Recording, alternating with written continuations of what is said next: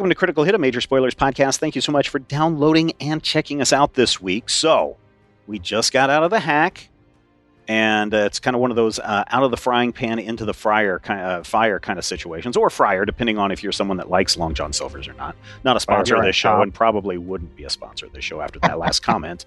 But anyway, so that was what happened last time.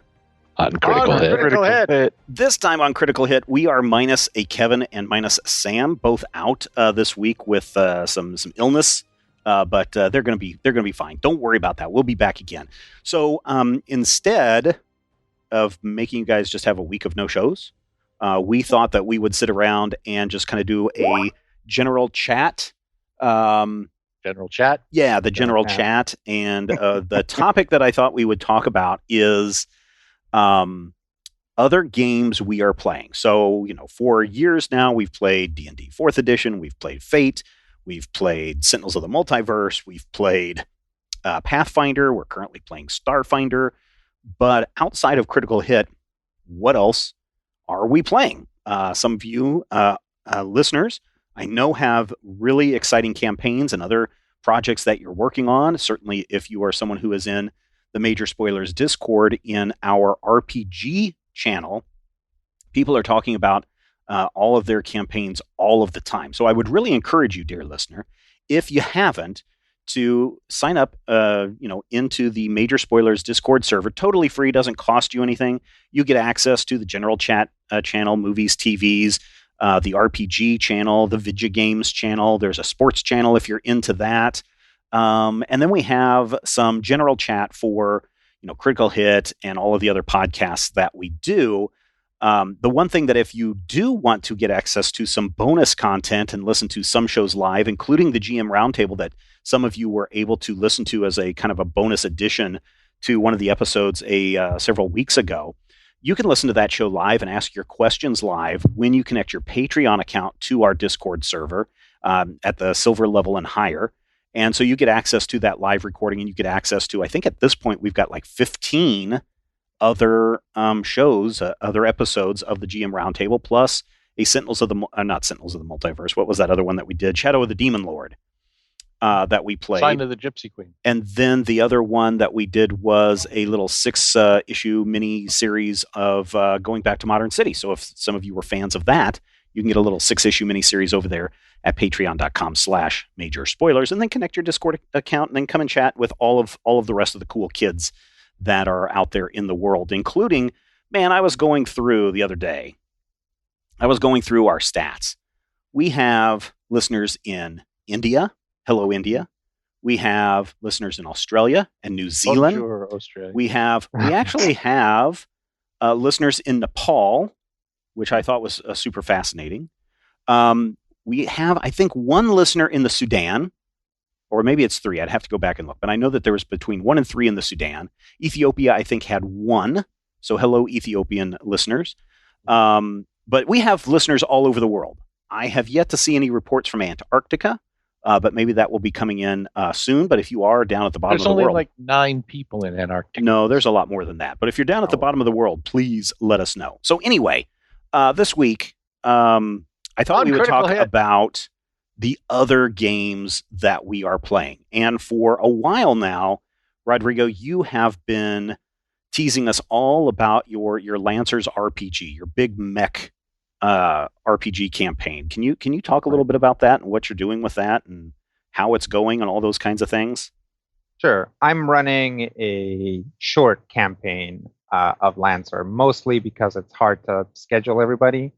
And it kind of manifested because another game that I was running ran into some kind of frequent scheduling issues. So I took a couple of people from my Exalted game, added a few other ones, and I started running a Lancer campaign. This is going to be the 3rd game, and probably the last one. So let's see what to say about it. Lancer is a game about piloting giant robots and mostly fighting other giant robots. a lot of people, I think, come in like really expecting a Pacific Rim like kaiju situation. There are rules for kaiju, but the main action of the game tends to be more Gundam than Godzilla, right? More. It's a soft sci-fi game dressed up really well like a hard sci-fi game. Their technobabble is really on point. But mechs. There's mech that can teleport. There's mechs that can turn invisible. There's mechs that can like alter probability. All kinds of stuff. So the mechs are mutants. Yeah, sufficiently advanced technology in a post-scarcity world. Yeah. Or at least for the solar system. The rest of the galaxy seems to be not so post-scarcity. Right. A big aspect of Lancer is that we did it.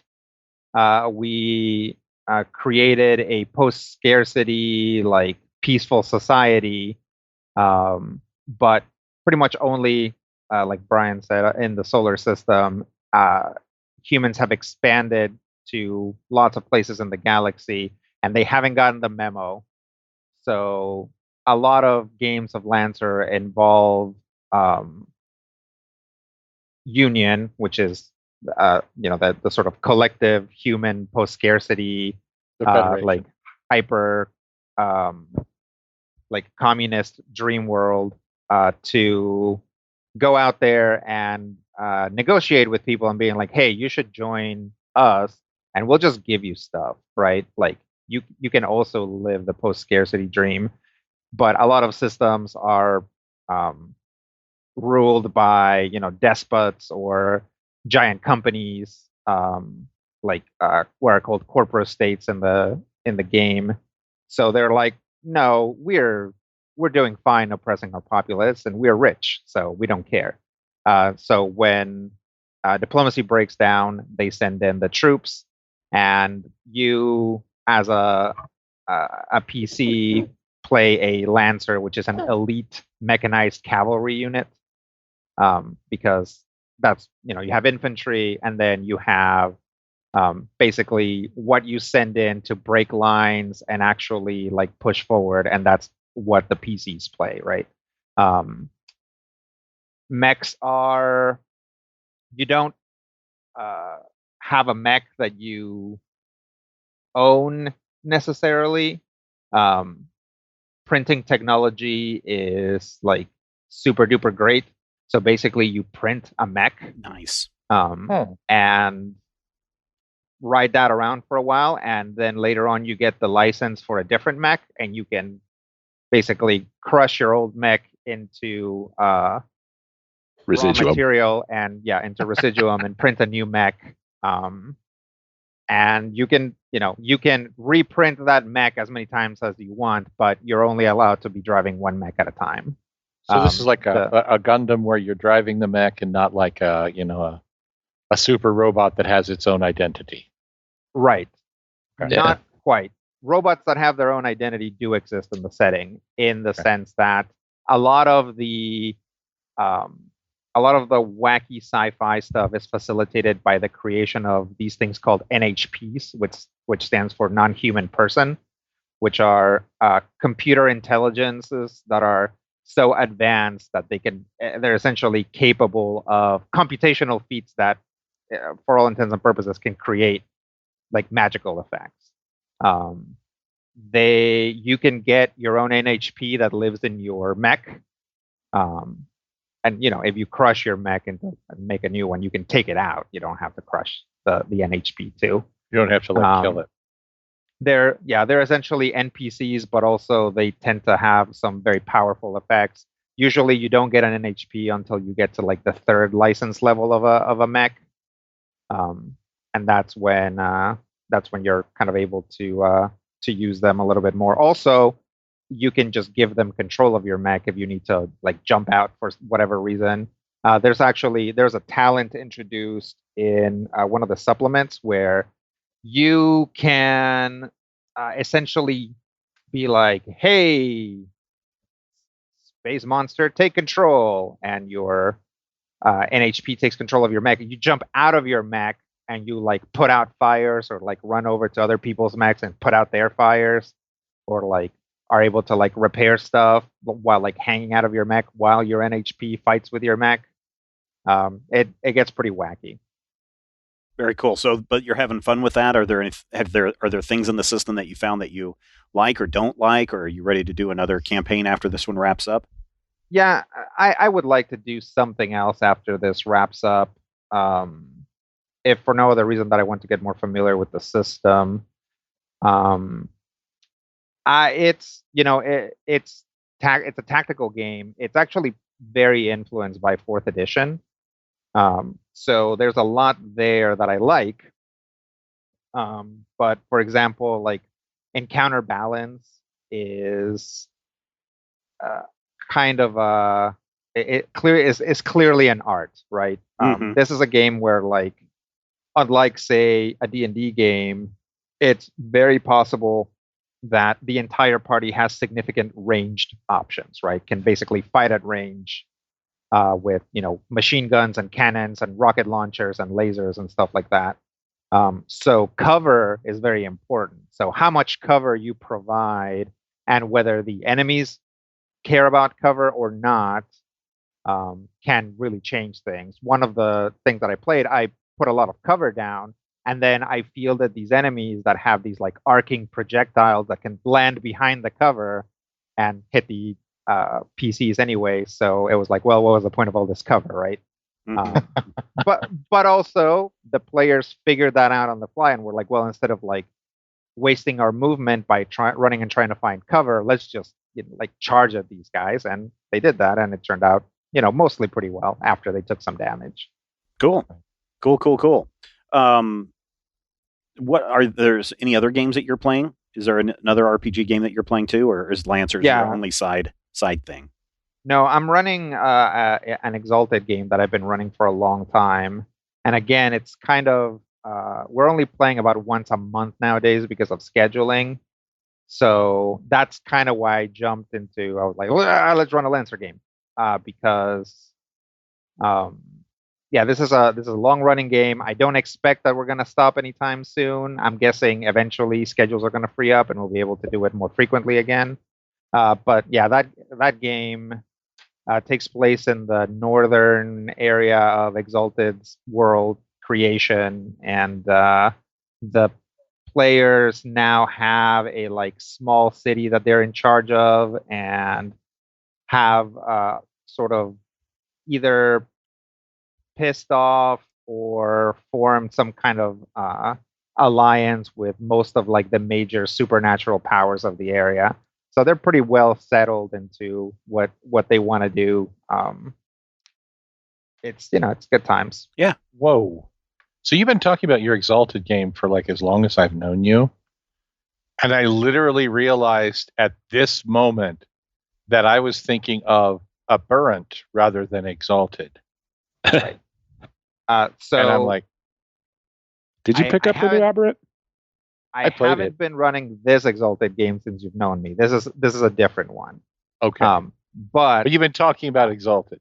I have been talking about Exalted. I have in fact both played and ran Aberrant.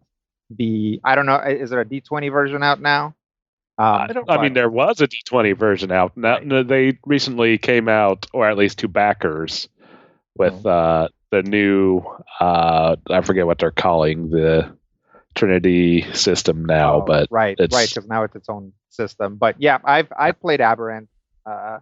Aberrant is a White Wolf superhero game. White Wolf are the guys X-Men, that basically. Yeah, White Wolf are the guys that did Vampire the Masquerade. So definitely a lot of the things that were like angsty and edgy in the 90s are present in Aberrant. And if you look at the whole Trinity continuum, Aberrant is like particularly edgy because of what ends up happening to the Aberrants in the Eon part of it, right? Yeah. Because the Trinity continuum is split into 3 games. Adventure, which is a pulp like 1920s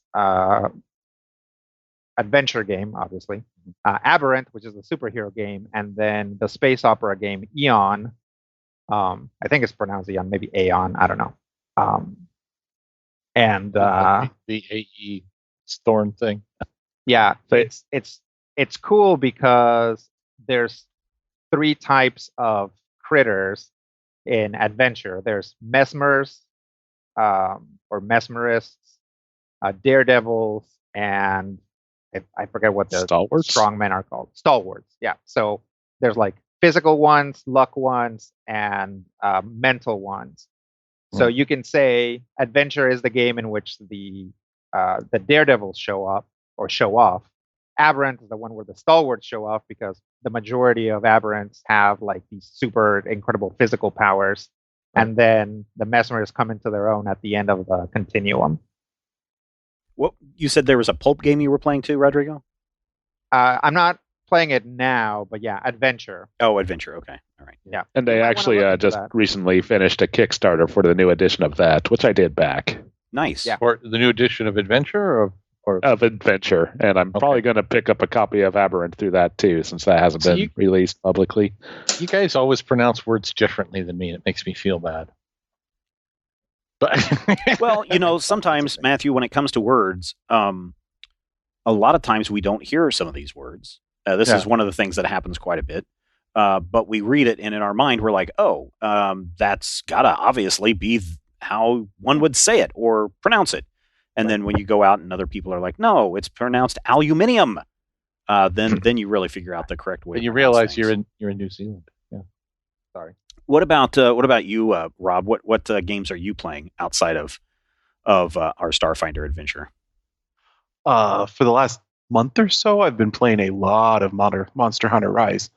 But as far as RPGs go, we played our plane. It may be over. Neon City Overdrive on Brian's recommendation. Oh, nice. Yeah, it's really fun. So we were looking for kind of a cyberpunkish feeling for a game. Mm-hmm. And so, of course, I turned to my best resource on, I need a game for such and such. Brian. I mean, that's who I turn to. Right? That's why we keep him around. I don't know any better resource for this. But he recommended Neon City Overdrive was one of the ones that was reasonably inexpensive and the style of game that the guy who wanted to run it would like to do. So there's the DM never rolls any dice. It's all about the players figuring out what abilities they have and equipment they have that can be used in this situation to either, in combat it'd be to either attack or defend against the guy. And it's, you figure out what all you have. You get a bunch of one color of D6, and then the DM is throwing in things that are causing problems for it. Like whatever equipment the bad guy has, the fact that he's a big, strong guy, any disadvantages you have. And those are another set of D6. You roll all of them and kind of compare where everything's going. But the big thing with it is the DM doesn't have to do anywhere near as much in the way of preparation. Oh, really? For the game, like you need to prepare what kind of story and where things can go. But bad guys, like the book has some has some like little blocks for what some generic bad guys are that can be reskinned and adjusted accordingly. But it's got like 12 different bad guys for various things, and everything else is just kind of modify on the fly for what the situation is. Cool. That sounds like fun. Yeah, that does sound like fun. Brian, what about you? What have you been playing? I know there was one that you tweeted out the other day, Panic at the Dojo. And I went over to their Kickstarter page and downloaded the Karate Hot Foot. The quick Kickstart? The Kickstart quick start thing. So I've been kind of flipping through that. But what's that all about? Yeah, I can't say I've really been playing much. What with the pandemic and me getting a new job that has me work 6 to 3 and every other weekend. So gaming's not been much of a thing this last year and a half or so. I mean, I have been reading a lot of stuff. One of those is Panic at the Dojo. It's something of an interesting thing. It's a tactical game, very much like themed off of like fighting games and anime shows. So you move around on a grid and have different abilities and moves. The main thing that you use to define your characters are 3 different stances that you can switch between from round to round, which are each made up of a form and a style. The form gives you like what dice you roll and some abilities, and your style adds flavor to that. So like form of an eagle, shape of a so like one of them they have here, I've got it open here. It's a Forbidden Dragon Storm stance, a range of 1 to 3, and the dice that you roll for this is a 1d10, 2d8s, 2d6s, and a d4. And so you have Hollow Queen's, so this is specific for this one character. Hollow Queen's actions may apply to 1 extra target within range. Whenever HQ takes damage, Hollow Queen takes damage from an enemy's action, increase that damage by 1. And then you have 3 things. You got a 3+ amplify.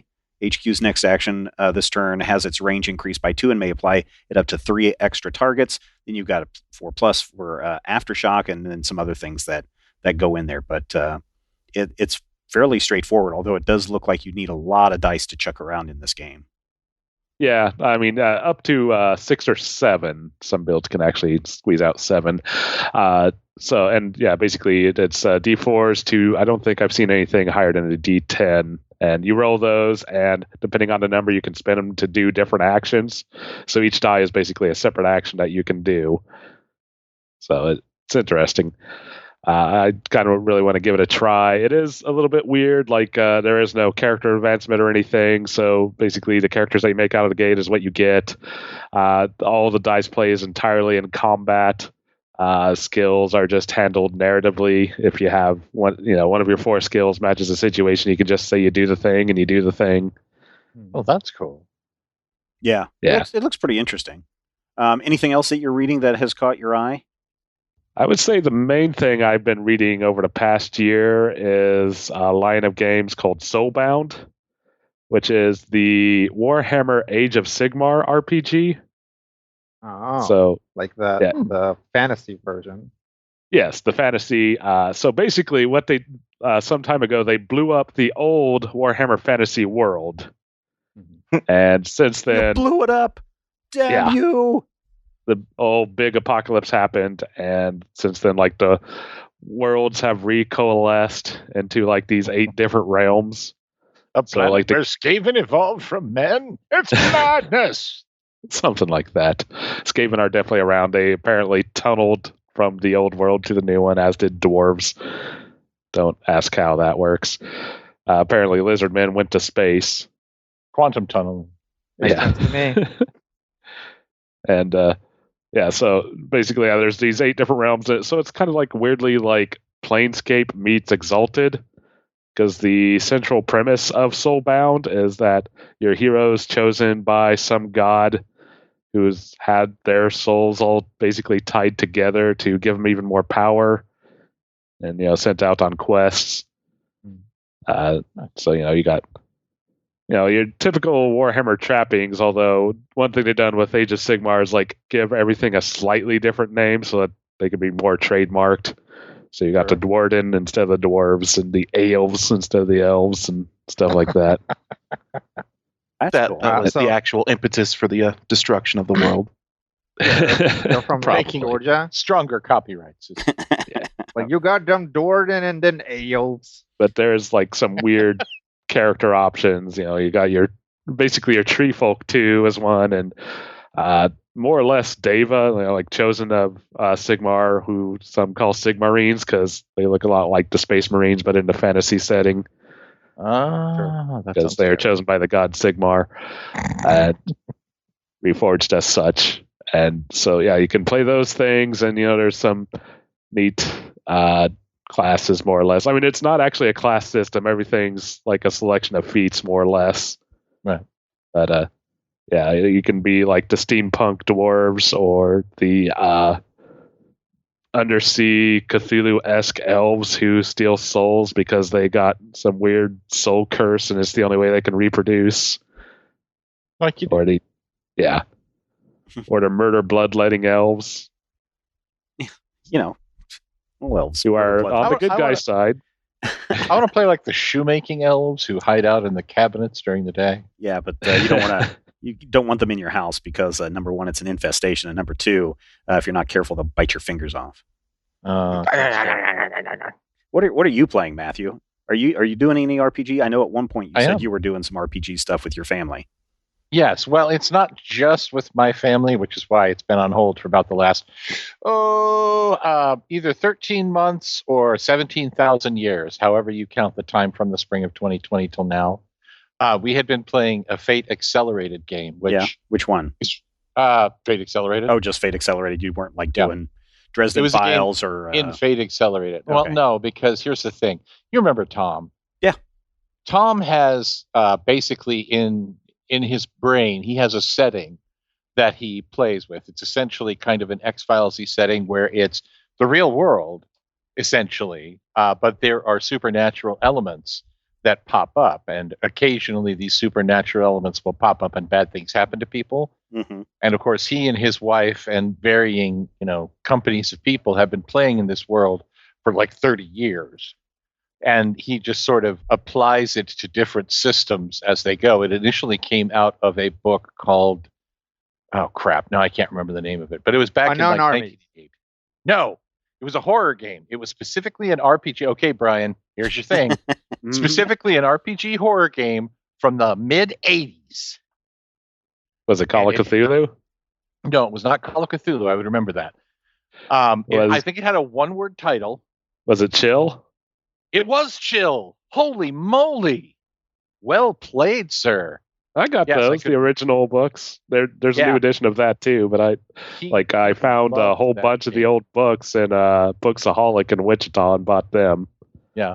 We actually we made a game. So the players were me and my family, and then Tom's wife and son, who just turned 30, and oh my God, I'm old. And we were basically people who were distantly related. And occasionally the family matriarch would call upon different members of the family and say, look, you have to come right now. It's a family obligation, and everybody's down with this. But we were playing some really cool kind of characters, and mine was perhaps my favorite modern character in a while. I was playing a character. I want you to imagine a YouTube TikTok-y star, right? Who's not quite Bill Nye, but not quite Professor Hinckley from Gilligan's Island, but bits of both, who would do little videos for people called Science is Lit, who, just happened to be dragged into this. So yeah, it was really fun. And of course, it's the first time my daughter and I have ever played RPG games together. Mm. They've actually gone out and played with their friends, and I've, played games that they were aware of. But sitting down with my daughter and playing this game was so weird, because seeing her in the RPG setting and remembering being 17 and playing games and being that kid at that time 30 years earlier, I could not imagine my mom or any of her many husbands sitting down to play games with us. And it was just so weird that I'm like, this small person here now is enjoying games. But there's another game that I've been wanting, and I need Brian's help on this. Mm-hmm. We need to pick your brain. I need a system that I can access easily. Fate Accelerated. Now, that has specific rules for superhuman powers, but not in an aberrant way, in sort of the best way I can describe it is the Silver Age Sentinels kind of way. Sentinels of the Multiverse. So there's Silver Age Sentinels. Is it still around? I haven't heard that thing. I mean, you can go on Drive Through RPG and get the old books, but there's talk of them doing a new edition because that publisher's back, more or less. Are they? The old. I would really like something with that kind of vibe where I can tell. I would like to be able to tell a story that would basically give you the ability to range from about 1958 Legion of Superheroes to right about the dawn of the horrible 90s. So I could do that whole Silver and Bronze Age stuff. And then I want to just put my whole family in and sit them down and say, now you're a superhero. You're on my turf. What do y'all think? I mean, there is, I say Fate. Venture City is that campaign setting for the superheroes. Yeah, they do have that. I mean, honestly, I think my kind of go-to for superhero games right now is the Sentinel Comics RPG. Yeah. How is the character creation in that? Have you finally had a chance to do some character creation in that? A little bit. I kind of ran my wife through a bit of it just out of curiosity. She ended up making like an ex-con roller swan. Nice. Because there is like a random option, or you can just choose from the list what you want your character to be. And I mean, also you can go online and find the old Marvel superhero RPG too, if that's the thing you want. If you want to roll on that, well, I keep telling weird Matthew, old color-coded chart. I keep telling Matthew he needs to run that '80s Legion of Superheroes game. Yeah, that's from the DC RPG, which I actually know a little better than the Marvel RPG. I mean, there's nothing wrong with old RPG systems. The only problem with it, though, is that there's no continuing development. Well, which is that a can good be, thing that can and be a bad fine, thing. right? Because then you don't have to learn With the any Sentinel new rules. comics, yeah, basically, again, and you pretty much, when you create your character, that's what you get. I mean, you can always, go back and shift things around to represent, character development. So, yeah. If you want something that's like kind of tied to like old basic Dungeons and Dragons, there's an interesting game, and again, it kind of has random character creation. It has Sentinels in the name. It was like Sentinels of Echo City, I think. Let me see if that was it. Making stuff up now. Yeah.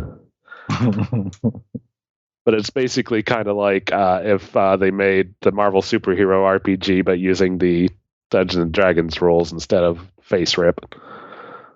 And that might be good. That's on Drive-Thru RPG for like $7 in a PDF form. Yeah, and it's a fairly comprehensive system. I've definitely looked at it, and so if you're into the older style D&D systems, I would really suggest checking it out. Oh, it's actually on sale right now for $6.67. Yeah. Oh, I am old school. I mean, do they have that? Do they have that DC game, DC RPG over at Drive-Thru RPG? I wonder. I have that. Villains and Vigilantes came out with a new edition. What? V&V is back? Yeah. Oops, sign me up. There's also Icons, which is like it's kind of a Fate derivative. Mm-hmm. Yeah. But I love it's Villains its own. and Vigilantes simply because every once in a while I will throw a Villains and Vigilantes out in a Twitter 10 things, and the same four guys will be like, I thought I was the only one, and they never meet each other. And I always feel bad. And then, of course, anytime anybody has a question about Sentinel comics, I'm just like, Brian? Yeah. Tell them what to do.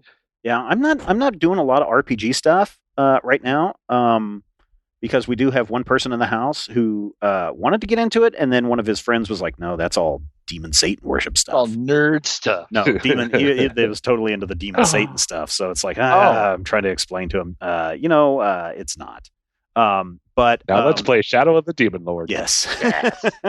But my youngest, who just turned 10, I was like, you know what? We should play Gloomhaven Jaws of the Lion, which is kind of the tutorial version of the Gloomhaven game.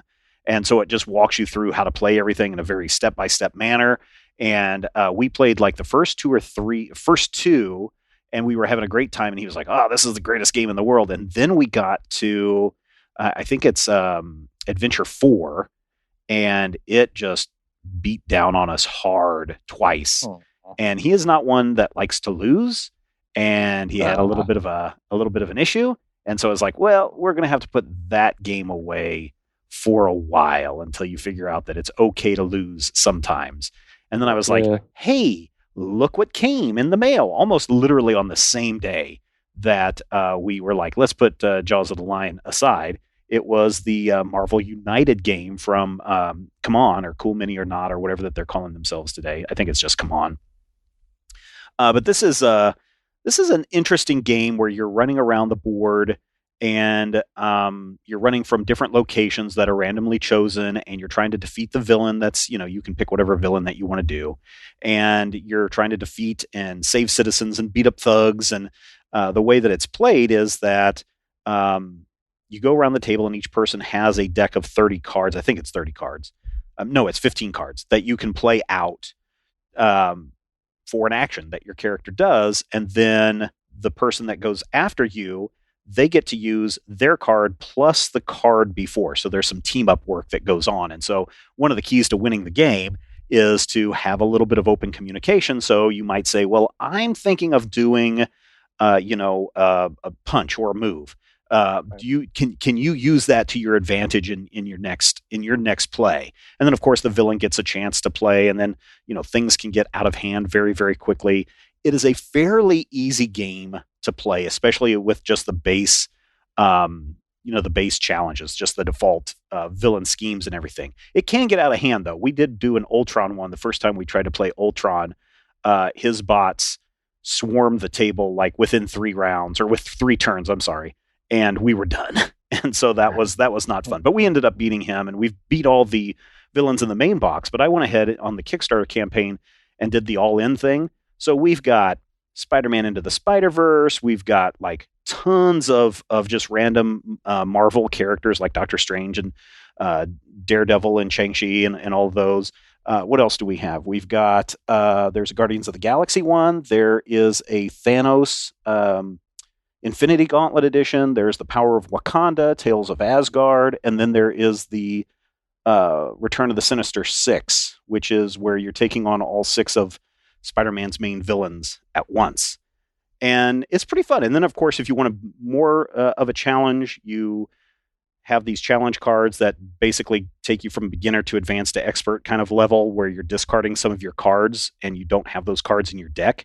And if you run out of cards in your deck, everybody loses. So that makes it a little bit more challenging. But it is super fun. The youngest, the sidekick, and I played it, and he was like, oh my God, this is so much fun. And then he was talking about it at dinner, and he was like, can we go play again? I was like, yeah, sure. And I was like, hey, the wife, do you want to come down and play? And she's like, I guess. And it's so easy to explain how to play this game. You can learn it in 5 minutes or less. And then we had such a good time that the oldest, the boy, finally has come in and sat down, and he was going through all the characters. And I know Matthew will appreciate this, because he was like, oh, Howard the Duck. I want to play Howard the Duck. And I was like, first of all, I didn't even know you knew who Howard the Duck was. And he's like, oh yeah, this is going to be one of the best characters in the whole box. And it does turn out that Howard has a card that kind of makes him a little bit, in my opinion, OP, because as soon as you are able to start beating on the villain, because you have to complete several challenges before you can start hitting on the villain. But Howard has this card where you hit the villain for all but one of his hit points. So we were going up against Kingpin, and Kingpin had like 11 hit points, and he just plays this card and knocks Kingpin down to one remaining hit point, and then my wife went next and wiped him out. So it was the power of Quack Fu, man. I guess it is. I don't remember if that was the name of the card or not.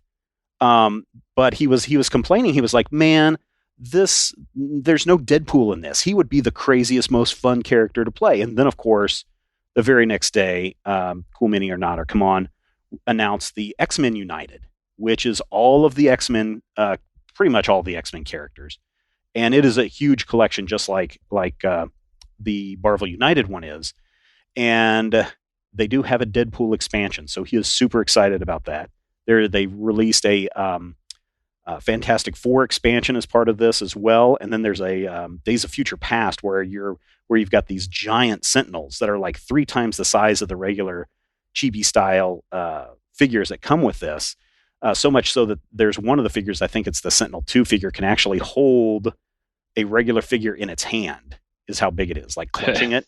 And so the only good character in there is Wolverine in that expansion. So I don't know if it's supposed to be the Sentinels are going against Wolverine or how that expansion works, but I'm looking forward to that.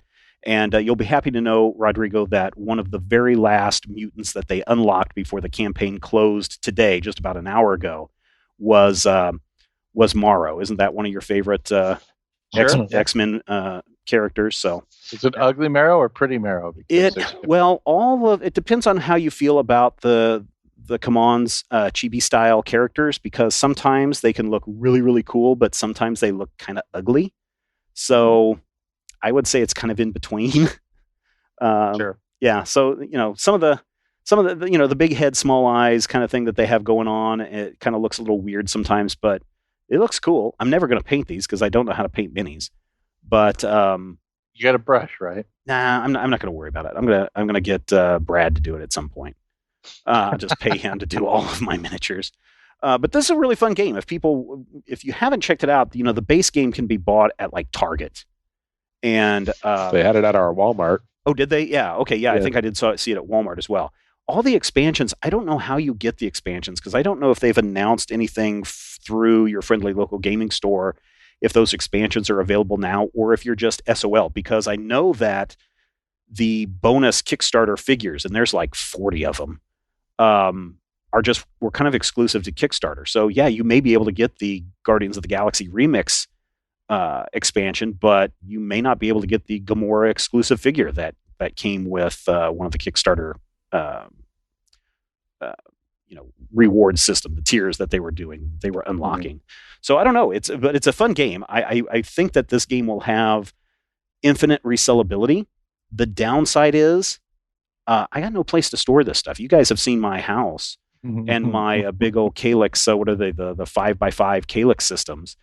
They're completely full with stuff. And with Marvel United, and then next year when X-Men United arrives, I got no space for these. So I actually started clearing out a bunch of games that I either never played or have zero interest in playing, or played and just really hated.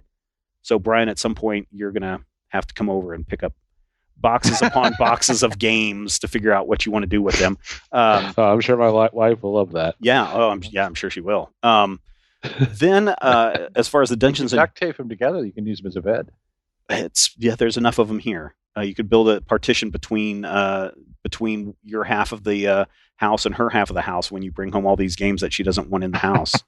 I thought you just paint a white line down the middle of the living room. Is how that goes. As far as Dungeons and Dragons go, the oldest is about to enter high school. So for those of you that have been listening to Critical Hit since the beginning, you know that he's been a very young child, but he's a freshman next year, and so the parents had to go and do a tour of the high school, which I was like, I hate these boring ass things. But one of the things that I walked past a sign, because they actually at the high school have a D&D club. And I was like, oh, cool. And I mentioned it to the boys, like, so are you going to join the D&D club? He's like, no. He's like, I went up to their table, though, and they pulled out a D20 and rolled it and asked us if we knew what it was. And I said, did you tell them? Did you tell them? And he's like, no. He goes, they asked me if I knew what happens when you roll a D20. And I said, you didn't say a critical hit? The name of the show that your dad podcasts on? He's like, no. But so one of the interesting things about Critical Hit that has happened over the years was that Wizards of the Coast and Hasbro send us copies of all of their new books and things that they have coming out. So I've talked about a lot of them on Finally Friday, or if you follow on Instagram, you'll see pictures of these. And I greatly appreciate these. And I think that it's really kind of cool, because like Brian will come in and go, oh, can I borrow this book? Or can I, do these things? But one of the things that they do is they send, for a lot of their most recent books, the 5th edition books, they send 2 copies. One is the normie version, and one is the variant cover, the really super nice variant cover. Version. Yeah, the deluxe versions that they have. Same content on the inside. The only difference is the covers. And so I've got like basically everything 5th edition in duplicate form. And knowing that, kids probably don't have a lot of money to buy all these modules, I just contacted their supervisor or their advisor at the school. And I said, hey, I've got all of these books. Do you guys want them? So I'm just donating, not, it's all the duplicates. I mean, I still have a copy of everything myself, but I'm just going to donate those to the high school so that their D&D club can play a lot of adventures and a lot of different modules. Nice. Cool. Yeah. Make sure that you go and buy the Tomb of the Unknown Death. Stick it in there. They probably have that. They probably play that or whatever. But Tales from the Yawning Portal did have the Tomb of Annihilation. I think that they did have Tomb of Annihilation in there. Yeah. The only other game that I've kind of played just by myself. Well, there's a lot of virtual games. Because the other thing that my wife said, because I kind of knew when we were playing Marvel United, she was like, is there an electronic version of this game? Because there's a lot of little parts and pieces that go with the board game, but I know that she was like, I want to play this game some more, but I want to play it on my iPad. So I'm hoping that Cool Mini or Not will do that in the future. But I've been playing a lot of those games. Magic the Gathering I've kind of gotten into, even though I was like, no, I want to stay away from it because of Magic Arena. But the only other board game that I've been playing is Cthulhu Death May Die, also from, I believe, Cool Mini or Not. This one is really cool because you play sometimes historical figures, sometimes fictional characters, and you are running through these locations trying to defeat a lot of the elder gods that are trying to come into the world.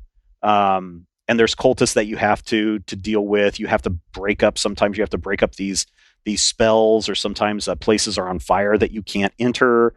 And it's rather interesting because as you start to lose sanity, you also gain power. And one of the characters I really enjoy playing is Rasputin, because he gets to die once and come back for free and doesn't end the game. And so Rasputin, I'm just like, yeah, I'm just going to have him run through the entire place, because if you enter a room and then leave a room, if there's a villain or a monster in there, they follow you into the next room. So Rasputin will have like 10 cultists around him, and then I'll just unleash one of Rasputin's powers and knock them all out within a round or two, and he's taking no damage or sanity hits on it. It's a fun game. It also has a lot of miniatures and other things with it, but I really enjoy that one. One of these days I will have to do a live stream of just that game, because you can play it solo, you can play it with up to 5 people, I think. But that one is really fun. The one I am very interested in, and I don't know if any of you guys have had a chance to play it. I know Rodrigo was following it for a long time, was iHunt, the killing monsters in a gig economy. Have you played anything with that yet? No, I haven't gotten a chance to play it or run it. It's based on Fate, so okay.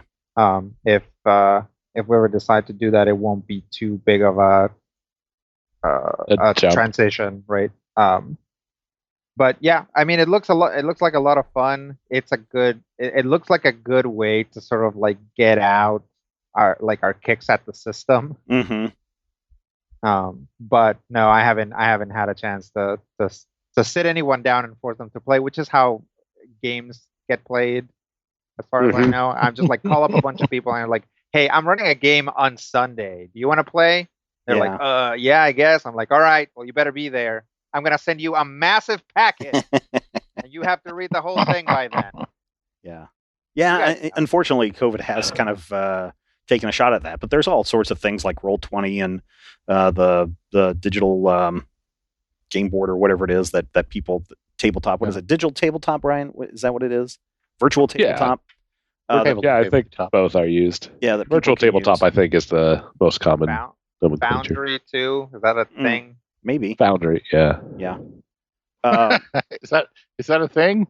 Rob, since we've been in COVID, what's been going on with your Magic the Gathering obsession? It's been difficult. There's still some live play, but WotC has shut down all sanctioned events in North America until further notice, basically. Like, I think it's once every 3 months they're doing a reevaluation of, can we open in 6 months? Yeah. And so far it's been no. However, I have been doing I've been doing more on Arena than I had in the past. I know this weekend is an Arena Open for Strixhaven, Strixhaven Sealed. Yeah. That I and one of my friends will be doing. At least one of my friends will be doing most of the day. Well, hopefully not most of the day, because if we get in the first time, then we don't have to play the rest of the day, and we'll be playing most of the day on Sunday. But last time, Critical Hit. On Critical Hit. We started around 11 a.m. and I qualified around 3 a.m. about 3:40 a.m. about 20 minutes before the qualifiers closed. Wow. Yeah, and that's the virtual, right? That's the arena. Yeah. Wow. What about you, Rodrigo? Have you been getting back into Arena since it's all virtual and you don't have to worry about stacks of cards to sort through? Yeah, I've I think I told this story in the Major Spoilers podcast, but some friends wanted to play, and we had to do it remotely. And our only like real lingua franca was Magic, so I got back into it. And basically now I play about 10,000 times more than anybody else in that group. Like I was like, yeah, we'll get back into Arena and we can all play together or whatever. And then, it's like 10 days later, like I'm like click click click click click click click click click click click click click click click click click click. Oh, Kaldheim's out. Click click click click click click click. So yeah, I've been playing a lot, which mostly means brewing a lot of weird decks in Historic, and then winning with those decks about 20% of the time, which feels great. Oh, that's pretty good. So your standard Magic experience there. Pretty much. It's nice because it's a more limited card pool, and any cards that you want, you can easily get. So that's nice. We had, like, also recently on the pre-show, we had a conversation about WotC's relationship with the secondary market, but in Arena, there is no secondary market, right? You just basically spend these tokens to get cards. Yep. Now I got in on the back end of probably the last month of what was before the Viking one, whatever set that was. Kaldheim. And what's the new one? That's the Harry Potter one. Strixhaven. I bought the base set, basically, like if you bought a brick of those, but I haven't played that one yet. I got really busy as soon as April hit, as soon as that set came out, and I haven't had a chance to go in and do any of the daily. I was all through March, I was going through and doing all of the daily challenges, because one of the things that is nice about Arena is when you do those challenges, you get free packs, which means you don't have to spend money to build your decks. And so that's what I was doing. I was grinding through that and built my own couple of decks that I thought were pretty good. Yeah. But I need to work a little bit more on that, I think. And that's what I do. I'm probably the exact opposite of what WotC wants. I play a lot and thus gain a lot of like coins, which is the like non-money based in-game currency. And then like I'll play and I will buy one pack, please. Yeah. Well, and about those daily I'm challenges. Like, well, I sure feel fulfilled that I got one pack out of all this playing. And then there's Rob, who's just like, yeah, sure, here's my paycheck. It wouldn't be the first time.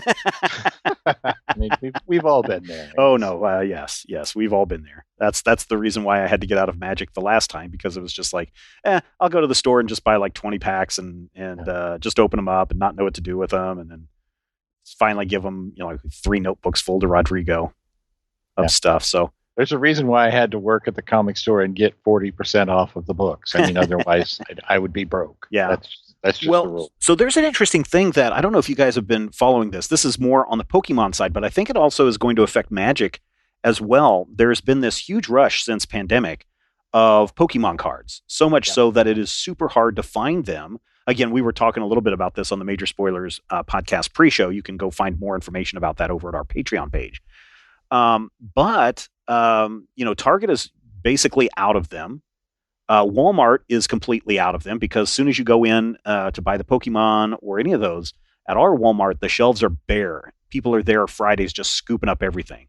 But apparently, and I want to get everybody's feedback on this, apparently Walmart, this is something that just started circulating today, apparently Walmart has told their stores to no longer stock any trading card games because of bad behavior by customers around those cards. Yeah, and I think it has to do with some bad, somebody who comes in and just buys the whole stack, and so like my 10-year-old who loves the Pokemon game can't get any Pokemon cards, and so I wonder if it's part of that or if there's something else going on. Do you know, Rob, since you're way into that? There are a lot of printing shortages right now. Oh, okay. So it's affecting basically every little TCG. Terribly. The Digimon Tcg, which is absolutely fantastic, by the way. came out at the beginning of this year and has such a shortage on it that booster boxes, which cost a little under 100 retail, are being sold at over 250 from gaming stores. Yeah. Oh no. And that's before the scalpers get them to charge even more online. Yeah. No, we had to go through that. We had to go through that at Christmas. I think it was Christmas. When we were buying the last Pokemon stuff, because it was like, well, we're kind of desperate, and that's what he wanted for Christmas, and I probably spent about $250 for the main box of cards that should have not probably cost that much, and it was probably even more than that. But yeah, I was just amazed at how high that's going. But what do you think is going to happen now if Walmart and Target are both like, yeah, we're not going to have these for a while. We don't want these on our shows for a while. Target's actually already made their concessions. Basically, they announced when the cards come out, and there is a maximum of 3 packs per person or 3 product per person. I don't know exactly how it works. And not either this week or last week, they started announcing that anybody in line before whatever time Target opens, I probably like some extended period before that, will be called for trespassing. Oh, interesting.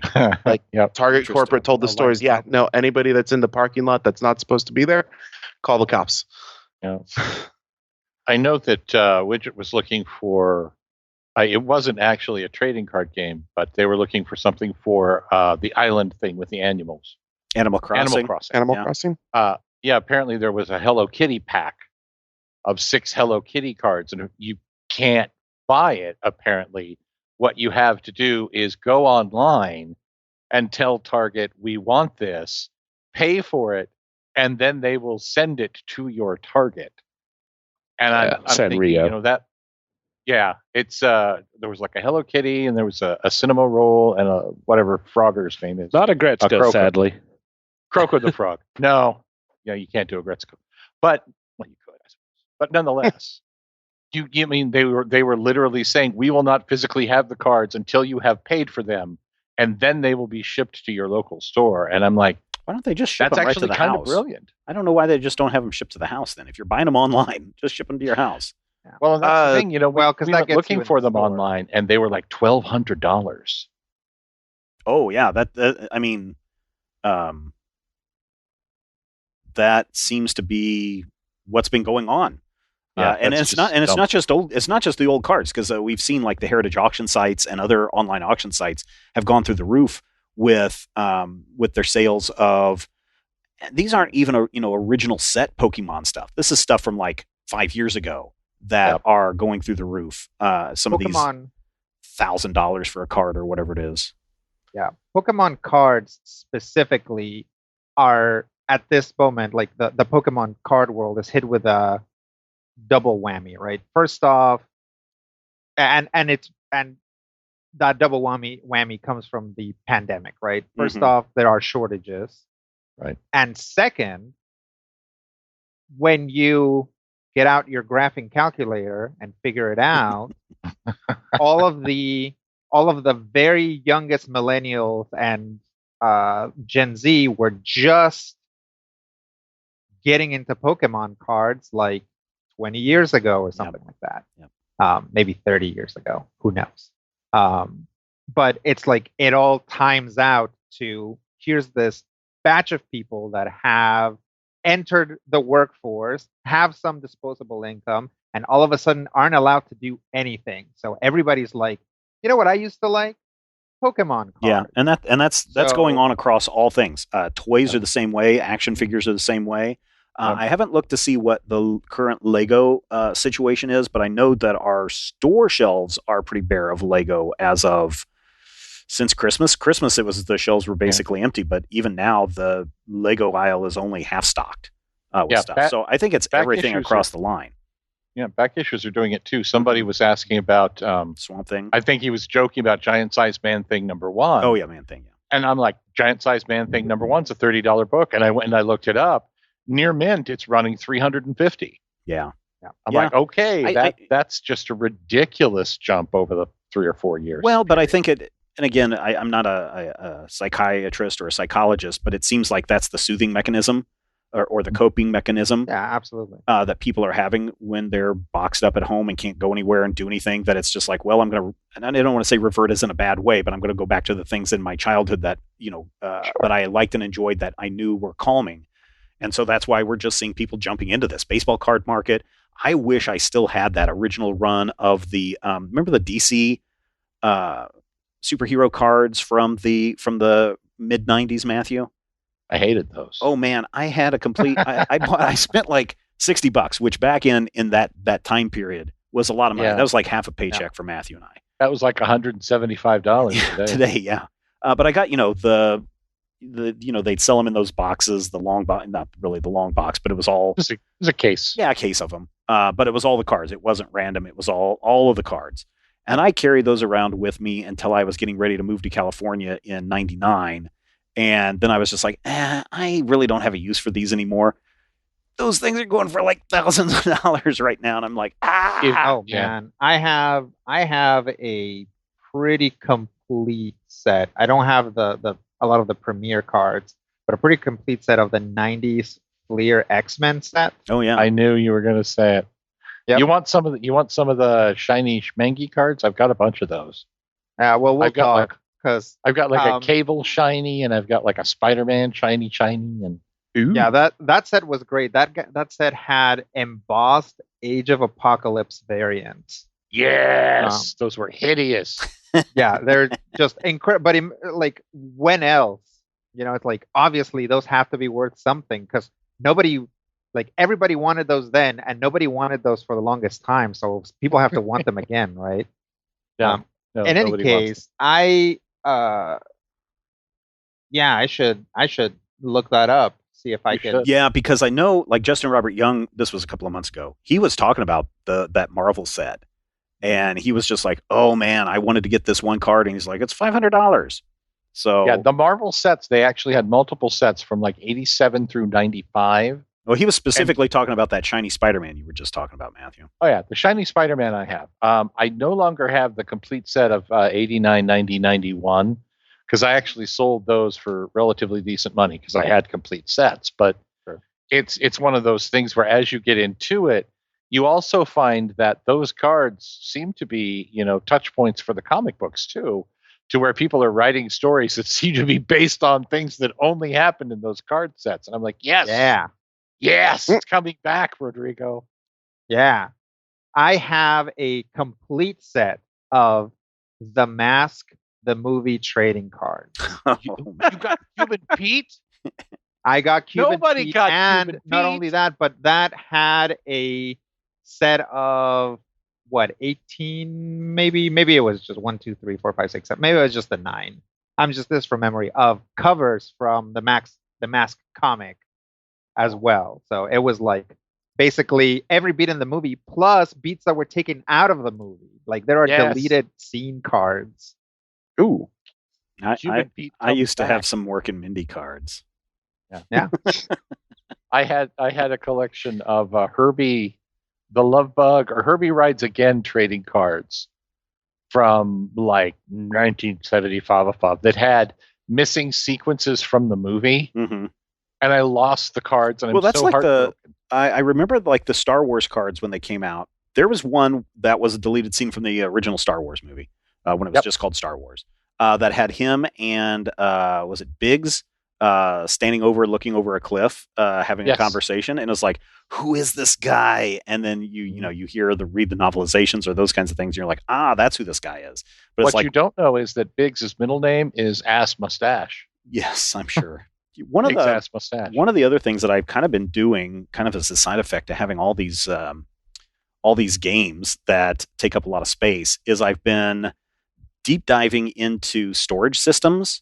Like this Marvel United has a lot of vacuum formed stuff that uses up a lot of space, and I think for many people who play any kind of a board game, those vacuum formed things just. I wish there was a better way to organize and also account for expansions. So I've got a laser cutter. I've had it for a couple of years. And so I've been laser cutting specific inserts and boxes and everything. Like I built a really quick little box to put all of the Marvel United bits in that we access every game, regardless of what module we're playing. And so that's kind of been a little side hobby, is just looking at creating specific boxes and organizers for all the little bits that come with these games, so I can get rid of, some of the boxes. Brian, we talked about this with Street Masters, which is again another one of my favorite games in the world, where it's just like, is there a way to cut this down? And I've cut them down by either making my own or buying these other organizer systems. But now, did you get the Aftershock giant box thing? I did, but again, I'm not. So some people sell these things and are just like, oh yeah, just throw all your minis in there. And it's like, no, I don't want to do that, because they're going to get broken, or if you paint them, they're going to get all dinged up when you just throw them all in there. So I kind of want to keep them nice and organized. But I guess one of the things that comes out of this is you do end up with boxes that you could throw away, but sometimes the art on these boxes is really, really cool. So pretty, So what is your guys' solution? Do you guys throw away any of these extra boxes? Put other things in them. Yeah, I guess there's that. Chuck out the innards and keep the box for storage purposes. Yeah. What do you do, I Brian? have pretty much that. I have, quite a few empty boxes kicking around that I should probably throw away, but I have a hard time letting go, so I just keep it around, and maybe I'll use them for something. One of the fanciest kind of replacement storage systems that I got was for, what's the one? Eldritch Horror. That's the one where you travel around the world, right? Yeah. Yeah. So I have all the expansions for that. And this guy was selling these custom cases that it looks like an old 1920s suitcase. And you open up, and so you've got a handle for it. I mean, it just literally has, and you put all of the Eldritch Horror stuff all in there. It's stored nicely. It's well organized. You can pick it up, turn it upside down. The little jits and markers aren't going to, spill out everywhere. And it's a really cool little system. So much so that because it looks like this 1920s suitcase, I went online and found, original art where years ago people will do things like travel destination artwork for various fictional locations, and someone had done a whole line of Cthulhu mythos stuff, like Antarctica for the Mountains of Madness and some of the other city locations. I printed those out and cut them out, and then got some Mod Podge and glued them onto the case so it looks like it's actual travel case that had stickers from around the world of all these travels. So it's really cool. But I didn't know if you guys did anything else for your storages, and Matthew says he put things in other places. Brian's keeping his. What about you, Rodrigo or Rob? Do you guys do anything with your extra boxes? I try to condense stuff as much as possible and just kind of tend to throw extra stuff away. Yeah, that's kind of where I'm at now. Rodrigo, do you do anything? It really depends. I like, for example, for my Magic cards, I bought a lot of fat packs, right? And fat packs are those things that are like, I don't know what the exact dimensions would be, but they're little boxes that have art. They have like wraparound card art, or art specifically for the fat pack. So I store a lot of Magic cards in those when there's like fewer cards to be stored. Like if my non-basic lands are in fat packs. As far as the only game that I've gone all in on is Smash Up. So I got the big geeky box. Yeah, me too. Box that game comes with a big storage box, so I just got that. Now, did you get the bigger geekier box? I have not, because I also there's still a few sets at around the time when like COVID hit. I was like, yeah, I'm never gonna get a group together to play Smash Up. I really have to put this stuff away for a while and then wait until society resurfaces to start looking for people to play. We just inherited a bunch of games from a friend, and we were like, we don't have any shelf space for these. And then we realized that we had unused cabinets in the kitchen. So we stuck a bunch of games in the kitchen. Rodrigo, where's the sugar, and why is there a Cthulhu Pandemic edition in here? Yep.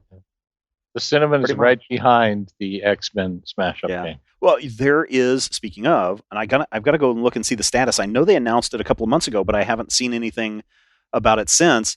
But there is a new Marvel Smash Up game that is coming out. It's in stores. Is it in stores now? Okay, cool. Because I need to go and get that one because it looked like a lot of fun.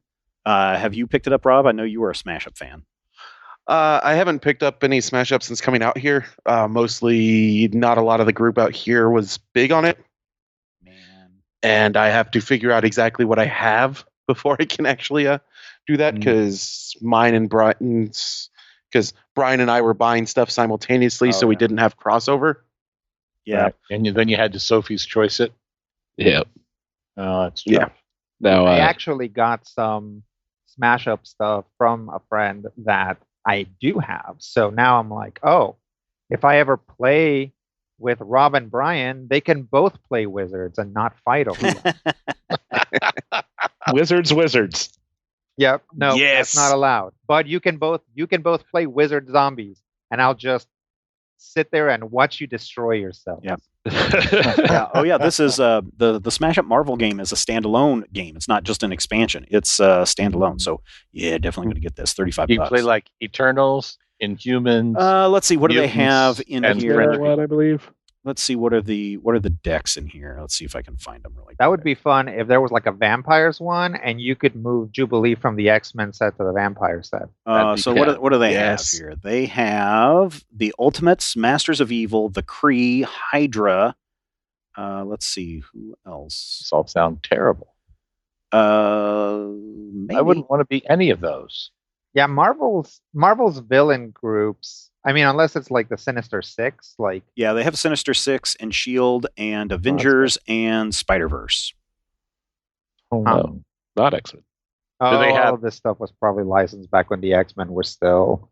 Yeah. Yeah. Tied up in things. If I can Yeah. play Peter Parker, the Amazing Spider-Mobile, I will play Spider-Verse. But Probably Other not. ones. They're probably not going to go that deep dive. I would recommend if you want to go, Sure. and I don't even know if that's a card in what's the other Marvel game that I like to play? That's that card building game. I was going to ask, did anyone... Oh, you're talking about... what's that one, Rob? You Pass got it it, around. Rob? Rob's got it too. That I ended up getting you that Fantastic Four expansion. That was like Oh, Legendary. legendary. legendary. Yeah. Legendary has several Spider-Man expansions. I don't know if that's a character in any of those, but Legendary Not is yet. also an incredibly fun game. you know what? He's appeared in 4 different panels over the last 8 years. He's legit. Yeah, sure. He's a Has talking anyone card. played the Marvel's Champions? I have it. We haven't played it yet. Now that everybody understands Marvel United, I'm going to say, how about we play Marvel Champions? Because I've been buying those and getting the expansions for it. Are they the actual champions? It is. I forget who's in the base set. No, it's not that. The base set basically has Captain America, Ms. Marvel, Hulk, Black Widow. No, Black Widow was an expansion. Spider-Man was in that first one. I can't remember, but basically you have The living card game. the living card game. Yeah. Basically, you take a hero, and you get all these cards and powers that go with your hero, and then you choose an aspect: leadership or aggression, and I forget what the other two are. Hamburgers. Healing, I think, is another one, and I forget what they all are. But then you combine those two decks together, and then you go and you take on a villain, a mastermind for that game. So it's kind of also a shuffle building game. Mm-hmm. Yeah. And it's pretty fun. I've watched this guy. I think it's Doug Herring on YouTube. He plays that game a lot, so I pretty much know all the rules and everything that needs to go through. Plus, he talks about why he builds, because there's a portion of the deck that, like the leadership deck, that you can build yourself with X number of cards. Right. And then every expansion comes with the hero, and then it also comes with more cards to build upon that. And the game by itself comes with pre-built decks, but you are more than welcome to build your own deck out of that. So See, Interesting. that's my problem with the Marvel Universe is I'm probably never going to be able to play Captain Ultra and the Texas Twister against Rampage, the Recessional Man. probably not. And there's a reason for that. I mean, I'm the only people who know who those idiots are, but more so, I feel like that would be a game where you would feel like the real Marvel Universe. Well, where give you're them just give them like, time hey, because I think here's it's some idiot that shows up. yeah, it's Fantasy Flight that has Marvel Champions, and they do a lot. I mean, until the game dies, and there's a couple of their games recently that I think have fallen off the cliff. But give them time. Who knows? 4 of their more recent expansions, expansions. There's the Scarlet Witch and Quicksilver were 2 recent ones, and then they did something interesting with Ant-Man and the Wasp, where the cards unfold. So you can, if you're going to be like Ant-Man, it'll unfold into a giant card, so you can be Giant Man. Nice. Which I don't know, if you're someone who likes to sleeve your cards, it's kind of a pain in the butt, and so people have had to come up with some weird ways of protecting those cards. You buy like 8 of them, and you fold each Yes. one so that a part is showing. Yes. Yep. And then you ruined 8 cards. Yep. Yeah. It's like that issue of Next Wave where you were supposed to buy 6 copies and put them all together so you could see the big 12-page spread all put out. That way they sold 6 times as many issues. Ha ha! Brains. Yeah, nobody did that. I did. One person did that. Nobody did that. Okay. I got a 40% off. That was the thing. Yeah. Yeah. That doesn't count. So you only That's so you not only, what they needs to- wanted. so you only paid like Right. you only bought 2 I extra. only paid 240% as opposed to 600%. And that means that with my 33% chance and your 25% chance, I've got a 137% chance of winning against Samoa Joe. That's not how that works. And you tell that to Scott Steiner. Anyway, what's the other Fantasy Flight game that they did that was the Magic guy designed it? Did anybody play that game? Keyforge. Keyforge. Keyforge is fun, but the pandemic absolutely killed it. Yeah. And kind of fails on the way it plays feels like Magic as Richard Garfield intended. Oh, And, I mean, isn't that the point though? Wasn't that the whole point? Yeah, kind of. Because the entire thing is you buy 2 decks, shuffle them together, and that's your deck. You don't add anything from anything else. This is what you're playing with. You've got 2 deck lists because every deck comes with its own generated deck list. All the decks are completely random, so you don't know exactly what you're going to get. But it was really fun. I like the mechanics. I like how it plays. Even me, as a just dedicated limited player for Magic and any card game that comes around, I try to do some sort of limited format. The appeal grew, or the appeal faded too quickly. Yeah. For me, like the reason why I am into Magic at all is deck construction. Yeah. Right? Yeah. So I play limited stuff every once in a while, but Keyforge coming in and being like, there is no deck construction in this. I'm like, well, I'm already like very disinterested. As interested as I am in the mechanics and this idea of like, you don't win by fighting. Like fighting is just kind of like a means to an end, blah, blah, so on and so forth. Just the fact that I couldn't then just crack these things apart and like put them together. And I had my tinfoil hat on and was predicting like, there is going to rise a group that will start brewing decks, and then they're going to have to kowtow to them. But then, the game just kind of died. Yeah. I guess they do have a recent. I mean, the game is still expanding. They're still releasing. That's good. That's good. Because I know that the last time I went over to Fantasy Flight's website, they had released, what is it, Mass Mutation or whatever is their most recent expansion. But yeah, they also made a RPG book for it. Oh, really? Using their Genesis system. Yeah, there you go, Brian. Way to bring it back around. Why's it got to be Final Fantasy? If not Fantasy Flight? Yeah. I hate Fantasy Flight RPGs. You don't like the weird dice? I don't want to have to get an entirely new set of dice every time I play an RPG.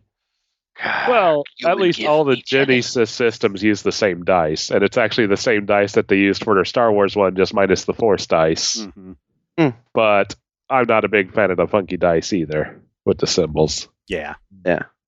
Yeah, more ways to roll a 1. No, it's different Successes things. and There's no failures numbers on and, them. That's like kind of part of my issue. Wait, Yeah. there's Yeah. no numbers? No, it's No, it's symbols. all like, symbols. 1 kapow, 2 kapows, like Yeah. a little mouse with a hat.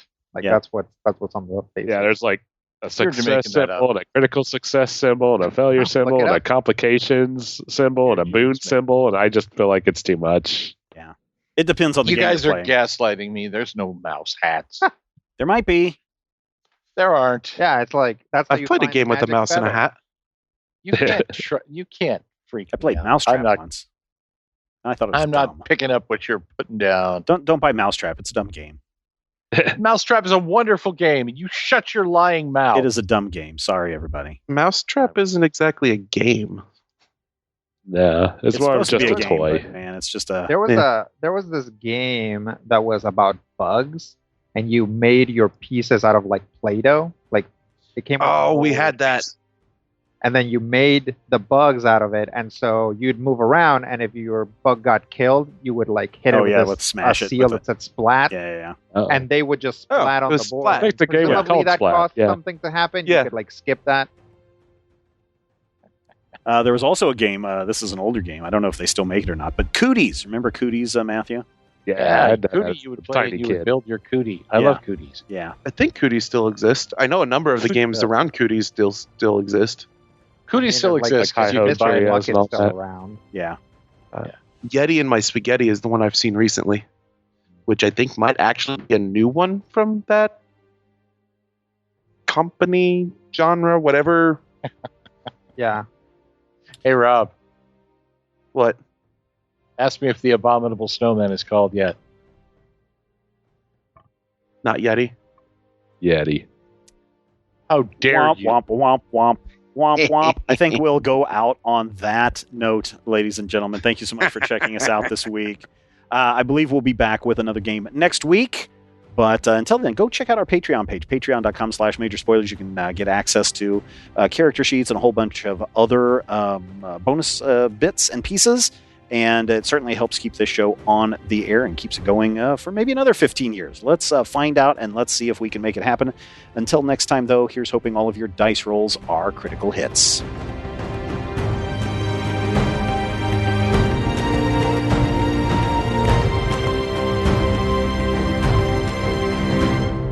This podcast is copyright 2021 by Major Spoilers Entertainment, LLC.